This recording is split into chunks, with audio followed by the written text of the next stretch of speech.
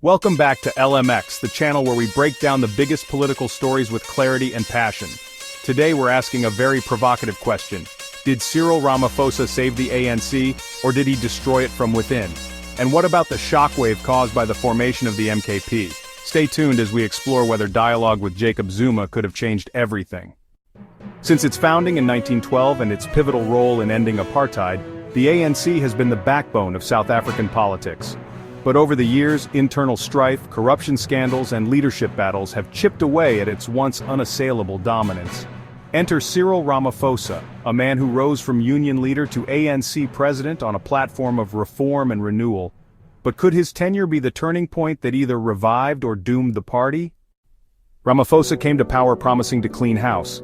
Elected in 2017 amid scandals, he pledged to stamp out corruption and renew the ANC's image. His track record as a skilled negotiator during the transition from apartheid gave many hope that he could steer the party into a new era.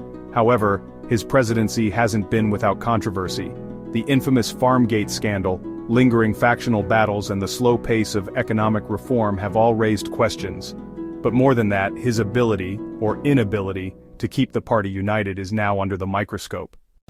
One of the most seismic events in recent ANC history was the formation of the MKP. In December 2023, former President Jacob Zuma, feeling betrayed by his successor Ramaphosa and disillusioned by what he saw as a departure from the ANC's founding principles, launched his own party, Umkhonto we Sizwe Party, or MKP. This move split the ANC's traditional base, particularly in critical strongholds like KwaZulu-Natal, and contributed significantly to the ANC's historic loss of its parliamentary majority in the 2024 elections.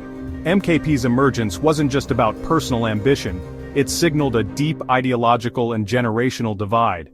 Many voters who had once been loyal to the ANC felt that the party under Ramaphosa had abandoned its revolutionary roots in favor of cautious centrist politics.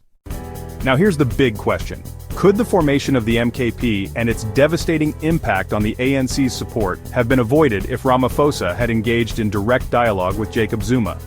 Some analysts argue that Zuma's dissent wasn't merely a personal vendetta but a reflection of a broader sentiment among those who believed the ANC was straying too far from its original ideals. Open and honest dialogue might have allowed the party to address grievances internally before they festered into a full-blown split. Imagine if Ramaphosa had invited Zuma and his supporters to the negotiation table. Could that have reined in the radical alternative that the MKP represented? Unfortunately, attempts at reconciliation were either too little, too late, or were sidestepped entirely in the interests of maintaining a centrist, consensus-building approach. This missed opportunity for dialogue is a key point in understanding the ANC's current predicament. So, did Ramaphosa save or destroy the ANC? The answer isn't black and white.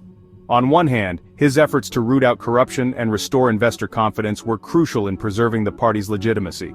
Under his leadership, South Africa has seen steps toward economic reform and a renewed commitment to democratic processes, even if those steps have been frustratingly slow. On the other hand, his failure to effectively communicate with dissenting factions, epitomized by the rise of the MKP, has deepened internal divisions. The loss of traditional support and the splintering of the party suggest that the ANC may be irreparably weakened. For many observers, Ramaphosa will be remembered not as the savior who rejuvenated the ANC, but as the leader whose cautious consensus building inadvertently opened the door for radical alternatives to flourish.